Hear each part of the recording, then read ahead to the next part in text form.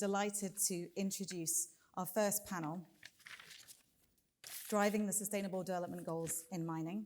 I'm going to move over there, and I'd like to introduce our fantastic panel. We have Grant Beringer, a sustainability executive from Barrick, Miranda Werstiuk, Director of Corporate Development from OCIM Precious Metals, Philipa Varris, Head of Sustainability at Horizonte Minerals, Clifford, Chief Governance and Legal Officer of 29 Metal, and finally, Phil Baker, President and CEO of Hecla Mining. So the panelists would like to come and join us. Thank you very much.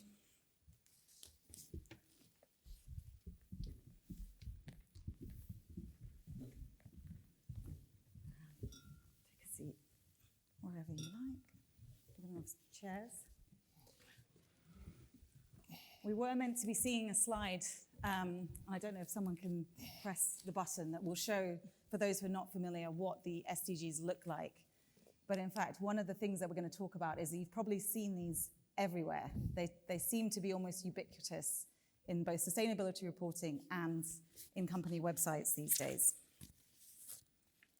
So what are the SDGs? Sorry, Clifford, can't even see you there. The 17 Sustainable Development Goals were launched in 2015 by the UN General Assembly as a shared blueprint for peace and prosperity for people and the planet now and into the future. So they're highly aspirational. Oh, here we go. So you're looking at the SDGs over there, all 17 of them. But as I mentioned in my opening remarks, unfortunately, progress is not good as of 2022. As we almost enter 2023, 7 years to go, and in some respects, we're going backwards on these goals, not forwards. Mining, however, has a tremendous opportunity to impact almost all of these 17 goals, arguably, and not just SDG 12, which is around responsible consumption and production. So firstly, I think, as I've mentioned, the SDGs are almost ubiquitous for mining companies these days, but clearly they have huge potential to drive sustainability and results for mining companies. So maybe firstly, Clifford, I can turn to you. Are they being used effectively by mining companies from your perspective? Yeah, it's an interesting comment. I mean, when you look at the SDGs and they're up on the board there, and I'll use the word objectively twice in a sentence, but objectively they're completely unobjectionable. I mean, these as a set of principles that we should be striving towards as a global community. I think you'd be hard-pressed to find anybody who wouldn't agree with every single one of them. The challenge with the SDGs, I think, in terms of using them effectively, is that they are such top-down instruments. And being aspirational and a top-down conversation, the challenge has always been, and I think we've seen this challenge with the conflation of events that's happened in the last couple of years, the challenge has always been how to operationalise some unobjectionable, important principles and to make them something that you can measure yourself against, or you can assess your impact against those issues. The other element, which I think has been a real challenge to the SDGs being effective, particularly in the last 3 years with the performance that you spoke of, is when times become tough, when you have things that are confronting either small parts of the world or what we've seen in the last couple of years, things that are affecting everybody, you end up with a conflict of interest, with all countries sort of wanting to put their own interests first. And so collaboration and what we're all trying to achieve together is in conflict with the competition of the national interest.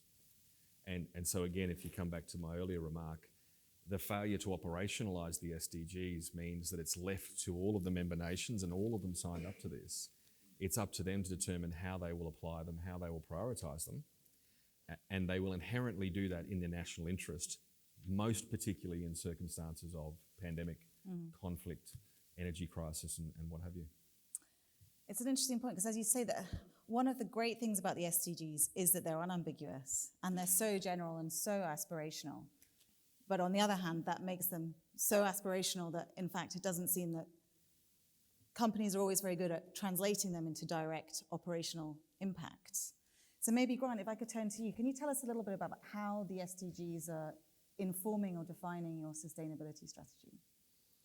Yes, I think for us, I mean, I agree with what Clifford was saying. I mean, I think we need to remember that the SDGs started a long time ago. I think, even before 2015, you look back in 1992 at the Earth Summit in Rio, where they really laid the foundations for the SDGs. So it's not a new concept.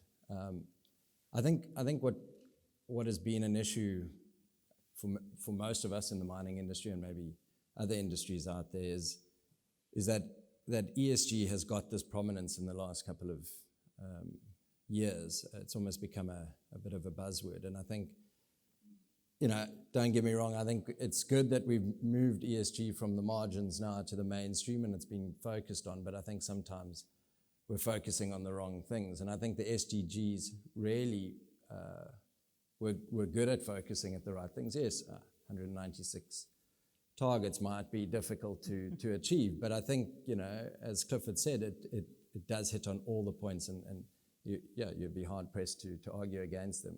So I think when it comes to reporting and as a company aligning with them, I think sometimes we get confused. We look at what maybe is the flavor of the day, and we try and report on those, and at some point we sort of lost our way in terms of reporting against the SDG. So, I mean, for Barrick, I think, and certainly even before the merger between Barrick and Randgold, Randgold was very much, I think, the pioneer in Africa in terms of sustainability and what it looked like. And I think rather than trying to implement sustainability, we knew it was a business imperative. We couldn't operate in Africa without having a social license to operate. We learned very quickly that you needed to share the benefits within that host country, and particularly with your host communities. And I think through doing that and making it part of your business rather than, trying to achieve, the 169 targets, all 17 of the SDGs, I think that's how you ultimately achieve some of these that we're trying to communicate and report. I think the reporting part is probably harder than achieving them. How do you report on some of these things? Because a lot of them are qualitative, and I know we battle when it comes to qualitative. So I think, in terms of how it's informed us, we see them as a holistic group. You can't look at one on its own and try and report against that. They're very much holistic. I mean, if you take poverty and poverty eradication, I mean, that's got so many aspects to it. It's about creating economic development. It's about education, employment. So I think that's also sometimes the mistake we make as an industry, is trying to focus on one or two of them when actually they integrated and holistic, much like sustainability is, I believe. Yeah, that's an excellent point. And as you mentioned, they are very much interlinked. And that does make it difficult sometimes to isolate whether there's one specific goal that you're trying to achieve measurably. How will you divorce that from the progress that you're making on the other goals? And I also like the point that you made about them being a reporting framework, because I think that's also part of the strengths of the SDGs and the weaknesses. There is no qualitative test of whether or not a company is doing well. In fact, arguably, you can pick any of those and cherry pick one, initiative that the company is doing that arguably helps to progress that goal. Reporting is a bit of a thorny topic in ESG at the moment, and maybe if I could turn to you, Miranda. The SDGs tend to be, I think, reported against sort of on a backward-looking basis, as in these are the things that we're doing, this is how they have contributed. Is that the right way of considering how to implement the SDGs? And how would you also overlay that with all the other reporting frameworks that exist around ESG? Maybe you could talk to integrating the SDGs into ESG reporting, for example. Well, and that's interesting and a very good question, because as a lender, we go in and we provide capital, right? So we start at the very beginning looking at projects. They're small scale producers, right? But we need to understand the entire landscape, right? So, if we're going to be providing capital, it's not just about what's in the ground and how you get it out of the ground. It's the entire ecosystem around it. So the communities, the environment, people, and integrating what we're trying to do into that system. We have started, and because we're a relatively new company, we have started with our own sort of KPI structure that we have built internally and that we have given to our sellers. And that has been a really interesting and educational process because we've gone through, okay, what do we need to see? How do we need to see it reported? How does that integrate into the other reporting they're doing on a quarterly basis or an annual basis? And that's a lot of work. I mean, you can't just give money and then go, okay, we're all good. You need to be able to, and we monitor month over month, right? So we require all our sellers to provide this data to us. And we are now sitting down to understand how we integrate this ESG and SDG strategy into that. So is it we outline in our legal documentation and to our contracts, this is what we're going to need to see. But again, how much? Like, you could have a contract, 200 pages long if you wanted to see all these metrics and all the changes and the shifts. But, we have to be precise. Okay, what do we need to see? Because we are a short-term lender, right? We start off with the due diligence, and we go in, we get people on the ground that are independent to provide us with guidance. And then we need to see that, that initial baseline and then go from there. So I think it's challenging because, we start seeing in annual reports, sustainability reports, all these different metrics and values. And how do you make sense of all that, right? And how do you not go in and just take a broad brush and go, okay, no greenwashing, no, how do we dig into that? And the team, we are a small team, are now sitting down to go, okay, what do we need to see? How do we need to see it reported to us? How do we build that into our contracts? And how do we not miss key items, right? So it's a really interesting discussion. We're obviously going to bring other intelligence into that because we are finance people. But we need consultation, we need discussion, we need collaboration, which you talked about, to get all the inputs right. Mm-hmm. Yeah. So in some respect, does the fact that to some extent the SDGs are quite simply articulated, yes, and formed, do you think that helps from an investor perspective because you can set the objective and then define with granularity how the company's going to help achieve? Yes, yeah, I think so. It provides that, as you said, that initial broad framework and structure. We don't want to see companies, going through and going, yeah, we've done that, check, right? So there's got to be some sort of critical analysis from our end, but how much time and energy do we put into that?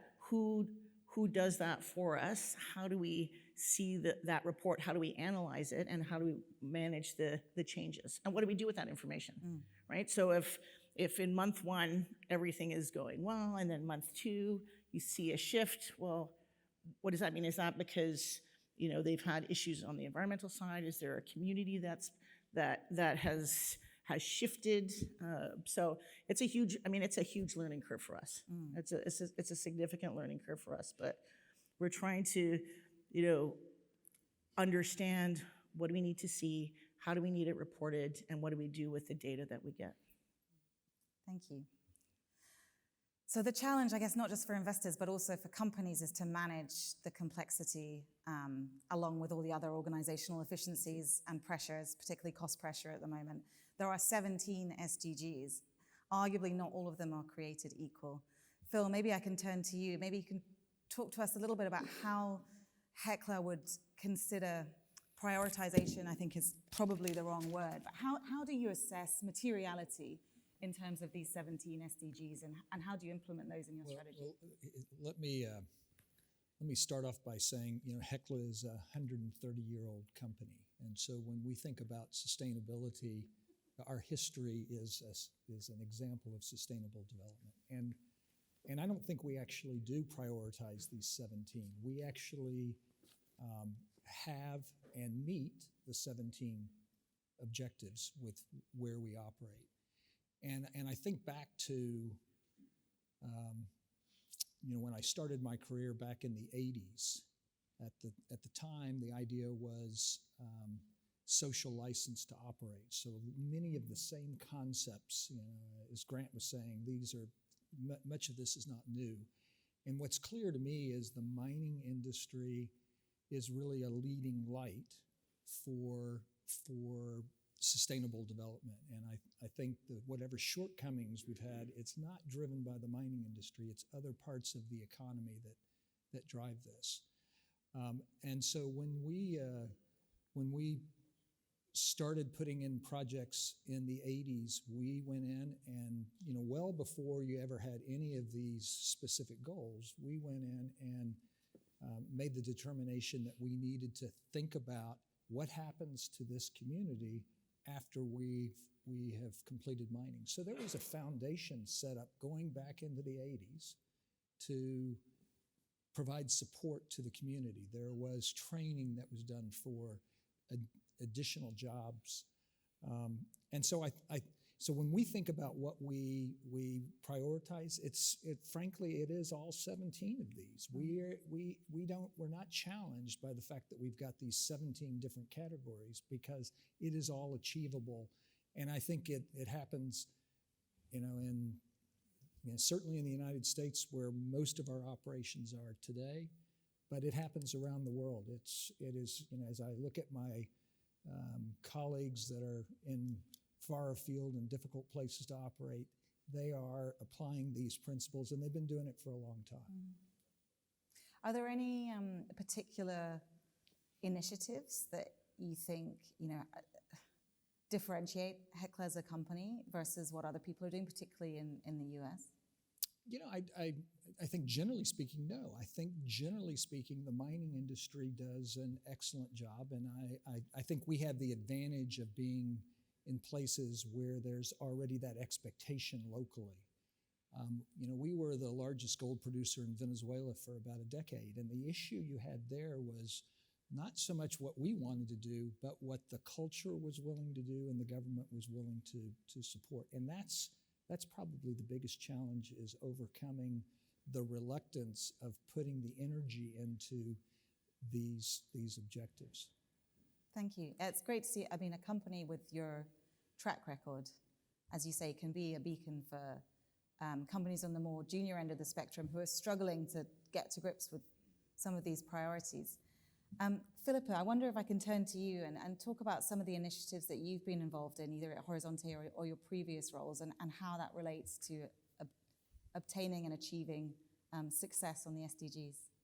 I started thinking about whether the Sustainable Development Goals are still relevant, and in my role, I do this anyway. It's part of my desire to make sure that our sustainability programs are always aligning with societal's needs. Long gone is the old patriarchal mining company. You need this. This is what you should be doing. We've got a fantastic framework out there with the Sustainable Development Goals that helps us to understand in a global context what opportunities there are to remove some of the inequalities, or to do what we can as a mining company to make sure some of that value that we create actually helps to deal with injustices or inequalities. So, one of the things that I've loved doing is really working with host communities, and I think, we had a great example here of understanding the society's context and understanding what the local communities desire for themselves is fundamental to the success of any program, not just any program that has to do with the Sustainable Development Goals. And I want to give you an example that's near and dear to my heart. So I'd love to tell you a story from Horizonte Minerals, but for those of you who know us, we're very new. And so the programs that we're kicking off now, we're just starting. And I feel like in a forum like this, we need to talk about outcomes. So I'm going to use an example from the previous company I worked in, which is Golden Star Resources. So like most mining companies, we'd done various baseline studies, and in the course of that, of course, we will draw on international information, global information. And we found that in our country, Ghana had really struggled to deliver on the Sustainable Development Goals, particularly around neonatal mortality and maternal mortality. And so in conversation with the community, we found that this was actually a really big issue, but that it didn't get a lot of airtime locally because, in general, frankly, women's issues didn't get a lot of airtime. But when we started to collaborate on this issue, we found a lot of champions. And the Ghana Health Service, the local health services and midwives, the community chiefs, one of our local community chiefs had lost a child recently. So we had a lot of local champions. And we were able to partner with an NGO who came in and did a neonatal resuscitation training program with the Ghana Health Services. The Ghana Health Services contributed their staff for nothing to participate in this program. The host communities contributed venues that we could do the program. Golden Star and our NGO partner were able to bring the program to the community. I won't tell you the details, but anyone who wants to talk to me about it can later on. Within 1 year, we had reduced the neonatal mortality rate by 2 orders of magnitude. 1 year in our host community. This then became a pilot for a wider program that was implemented across Ghana and became part of a program of strengthening national systems. If we've learned anything from COVID, it has been that a lot of our national systems do not have resilience yet to help us deal with these global issues. So I just want to leave that as an example, like a real life example of how looking for these opportunities for alignment and then collaborating, SDG 17, partnerships for the goals, we really can contribute meaningful change. Thank you, Philippa. Sorry, Clifford, you're about to say something. Nope. Well, I wanted to pick up on that topic of how global are these goals. And actually in researching for this panel, there is a progress that maps different countries' progress against achievement of these goals. And it won't be a huge surprise to hear that the companies making the most progress are in Scandinavia. Finland, Denmark, Sweden, and Norway all came top of the class in terms of national progress. Maybe I could turn to you, Grant. What's your view on the role that mining companies can play to help some of these countries that are making less progress against the goals develop? And is it sort of an unfair test to make these global when actually each country will have its own national challenges and issues at stake? Yeah, I mean, I think Philip already mentioned the fact that, I think mining companies generally in the industry, there's a suggestion that perhaps we're not doing as much as we can from an SDG perspective, but I'm not sure that's entirely correct. I think perhaps part of the issue is that, we're maybe not very good at reporting it, or perhaps the message isn't being received as it is. So I think, mining as a catalyst and progress, as Philip highlighted, I think we are at the forefront. So I think that we certainly have a huge role in terms of progressing countries in their journey to that. And just picking up on a point that Philippa mentioned around that partnering with the countries, and not only the countries but the host communities you're in. I mean, it's a concept that we pioneered in Africa almost 26 years ago, and it's a simple one. It certainly isn't rocket science. It's a concept of a community development committee where, we put the communities at the heart of the decision-making process. I think we've seen many companies go out there, and claim to understand what the communities need, throw money at building a school when perhaps the school isn't what they actually require. So what we've done now is partnered with those communities to understand what they need, and assist in fulfilling those. And I think through that partnership is how not only the community is transformed, but the country. I mean, we've seen in Mali, for instance, where we've had a presence for many years, and we contribute heavily to the GDP of that country. But it's not just, and I think that's sometimes the problem that we slip into, is talking about the dollars that we spend, and we lose sight of the actual impact. So we've got a phrase at Barrick, rather than looking at the input, we want to look at the impact that we're making. And Mali's a classic example of that. I think we've invested heavily in education, obviously one of the 17 SDGs, and particularly around the communities at our operations. But it doesn't stop at just building the school. It's about training the teachers, making sure that those teachers have places to live, and so on. And what we've seen is, from a pass rate in primary school over the course of 15 years or so, we've seen that at the schools that we've supported, we have almost a 96% pass rate there, whereas the country average is way below that. But what it has done is sparked the discussions with the government and how we can better that. And we work with NGOs and others to come in and replicate that model in other parts of the country, because it works. And I think somebody mentioned earlier, they're pretty simple in premise. And I think sometimes we overcomplicate it. And perhaps, that's the role that mining can play, just partnering with governments and host communities to see these implemented. Mm-hmm. Thank you. The focus on impact, I think rightly, is a focus that both investors and host communities and governments have on making sure that companies are delivering on their stated objectives.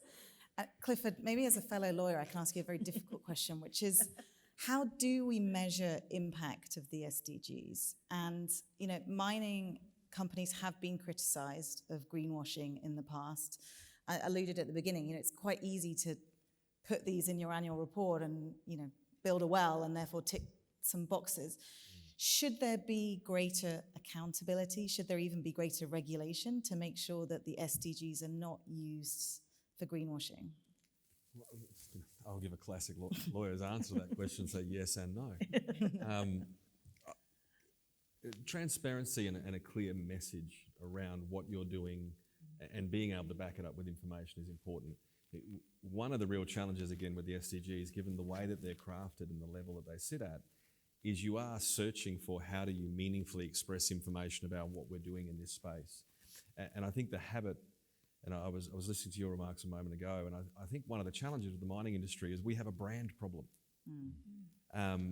People associate mining with holes, with tailings dams, and those sorts of things, and going into and disturbing communities in third world countries and things like that. And there are good reasons to be criticised for things in various examples over history. But if you look at these SDGs, find a sector in the economy that has a bigger impact on every single one of these SDGs, both in terms of doing what we do today better, managing waste as an example, but also you can't have a conversation around action on climate change and introducing more renewables into the system and reducing emissions without talking about the metals that we need to make that happen. In Australia, we're talking about increasing renewables in the network, but to do that, you essentially need to replace our network, because we built a network that relies on base load power, which you can only get from fossil fuel or nuclear, and nuclear is a dirty word in Australia. So you're going to need massive amounts of copper and other metals. So there is a real brand management problem that people see the dirty side of mining, some of the bad historical events, but also the sheer scale. You can't drive past a mine and not notice there's a mine in most instances. So really having a clear story where you explain what you do. And one of the things that we've done internally, we had a bit of a debate, and it'll sound a little esoteric, and I apologise for that, but we had a debate around the cover slide that we would use for our external presentations around sustainability and ESG. And one of the photos we were looking at is a picture of a person of colour in our workforce wearing all their safety clothes, standing atop a gantry on our processing plant. And in the background, you can see the processing plant, you can see the excavation of the mine site, and then you can see water bodies and the natural environment behind it. And there were people in the conversation who said, oh, you can't have a picture of that when you're talking about sustainability. Sustainability's got to be beautiful waterways, it's got to be beautiful trees, it's got to be wildlife, it's got to be Indigenous communities. All of those things are an important part of all sustainability conversations. But as a sector, we've got to stop, it's the wrong word, but we've got to stop being embarrassed. We have a big contribution to make, a big opportunity, and with that comes a big responsibility, which, so to come back to your question, very long-winded discussion there, but to come back to your question, it is about a clarity of reporting. It is about a clarity of information, but it's also committing to the conversation with your stakeholders. I was really interested in Philipa's remarks when a big change, I think, in the mining sector that you're starting to see, but we've got a long way to go, is the way we engage with government, the way we engage with the communities, the way we engage with investors. It has to mature. For so long it was, we're reporting this data and we will report the things we do well. And we will focus on the $1 billion that we paid into this community fund. We've got to have a conversation of substance, which means sometimes you've got to have courage. Sometimes you've got to have a conversation where you say to somebody, I'm not going to make you happy. I can't do what you want me to do, but here's what I'm doing and why. And be prepared to have that difficult conversation and be honest about it and report it clearly. We have so much, we use up so much energy, it's so inefficient because there's 1,000 different reporting frameworks. I liked your comments earlier that, what have we had? We've had sustainability, we've had corporate social responsibility, we've had social license to operate, we've had license to operate, we've got ESG. You can barely keep up with the acronyms. And how do you have a meaningful conversation with people about what role you have to play and what you're doing differently and why it's important to you if you can't even agree the language that you're talking? Maybe if I could just add, I agree completely, and I think we also are our own worst enemies in terms of mining, because I think a lot of the time we are being dictated to in terms of standards and guidelines and metrics to report to. So, we're almost creating that problem for ourselves, and it's very difficult to know what good looks like. I mean, these SDGs were, I think, the basis for that. And just following on from that, I think where we need to be more forceful as an industry, rather than being dictated to, saying this is what we believe good looks like, and this would be a great foundation to start on is the SDGs. But that standard convergence has to be a priority for the industry now. Otherwise, we're going to be in this endless sort of cycle, and the criticisms of greenwashing are going to continue, if not get more. So, I think at some point we need to stand up and say these are the metrics that we should be reporting to consistently.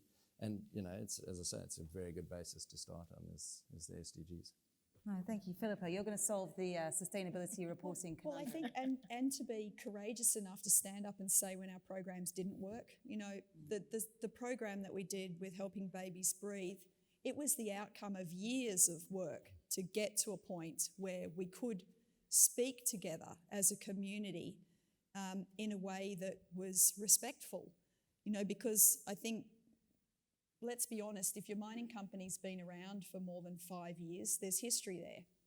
There's a history of some element of the community or people in the community that perhaps didn't have expectations met. And so an important part of any kind of change management and moving to a new phase in your organisation's psyche almost is being able to admit where you've let people down. And for Golden Star, we were not able to have these great partnerships without recognising that not every program had delivered what we had hoped it would deliver. But we were able as a community of practice that wanted to achieve something greater, to acknowledge how each of us had contributed to the things that hadn't been successful. And that was part of the dialogue that actually got the Partnerships for the Goals working in our area, because each of the members of the community knew that they had a critical role to play in the program's success.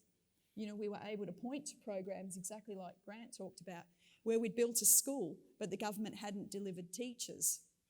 Or we built a community clinic, but then the government couldn't recruit community nurses because there was no accommodation. And by then our foundation fund didn't have enough money to also build accommodation. So it was by being able to have this open dialogue about how everybody could contribute, but accepting that the way that each of us contributed was unique to us, and that if one of those partners couldn't deliver, who else could we bring in that could actually fill that gap? And the agreement as a group to not proceed until we had all the right partners in the room, that was critical. But that came out of, on your pathway to success, there's going to be failure. If you want to think about it in black and white terms, being able to talk about that journey is also really important. I want to come in behind that one as well. I think we focus so much in everything we do in business and everything we do in our lives today. We talk about data, and we're always wondering how strong our Wi-Fi is, and we've got all these different data feeds and all the rest of it. But increasingly, we confuse data with communication. Data is a tool that we use to understand what's happening and to make decisions. And one of the problems with all these different reporting frameworks and the lack of unanimity and a clear direction is that we're now saying to people, I'm going to communicate with you effectively by providing you a bunch of data. So let's make sure that all of our kids at school, the first thing they learn is how to work Excel, because in the absence of that, they're not going to be able to have a conversation. And if you're going to have a real conversation with somebody, you talk about what you do well, you talk about what's important to you and why you're doing it, but you also talk about what you didn't do well. Because true communication is a relationship and a commitment to that relationship. And the related point that I wanted to emphasise, which has come through a number of the comments that have come through, is the importance of collaboration.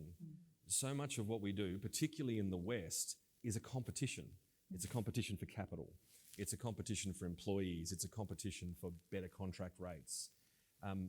But if we don't collaborate, and that means collaborating with government, so working with government to understand that if you build that clinic, the government has the resources to put people in to use it. If we don't collaborate, and if you come back to these SDGs being a nation-led thing top-down, individual mining companies, individual projects can do individual initiatives that can have an individual and localised impact on something. But if you think about big developing countries, you can implement a really excellent program that improves poverty in the local area, and that attracts people from elsewhere in the region, and then you have a poverty problem again. So if we don't collaborate and work together on a consistent set of priorities, and that means collaborating between mining companies who are so used to being competitors, then you're always going to have isolated approach, and then you come back to isolated outcomes, and then you come back to conflict. You come back to the competition, the national interest, the regional interest, and things that will ultimately hold you back on all of these and not really advance them at all. Sorry, I just wanted to add in, this was years before the SDGs were implemented, and we were working with an exploration company in Latin America. And they understood that they needed to, in order to do anything, to even get started, to even get on the project, they had to open up a clear, transparent communication and dialogue, right? So they went in, there were 3 local communities that were going to be impacted by this project, and they sat down with each and every community. They brought the 3 of them together. They had town hall meetings. They did a census. They looked at the environment. They spent time with the leaders in each of those communities to really understand, we're going to be here. We need to understand what do you want from us? How can we work together? How can we collaborate? And they didn't need a school, but they needed a clinic that focused on women's health, right? So they were able to get all that information, communicate, and move forward. And when we went down to site visit the project, we sat at a lunch, and all the key members of all the three communities sat there. There was discussion. There was open, transparent dialogue, and there was no reporting back. I mean, this was 12 or 13 years ago. There was no reporting, but they knew what they needed to do. And I think, as an industry, we have a branding problem, but they went in and said, look, this is the only way we're going to have success in this opportunity is if we start from zero and we have an open, transparent dialogue. I'm so glad that we're having the conversation around transparency, because I do think we're entering a new era where there is nowhere to hide. Social media, everything is global.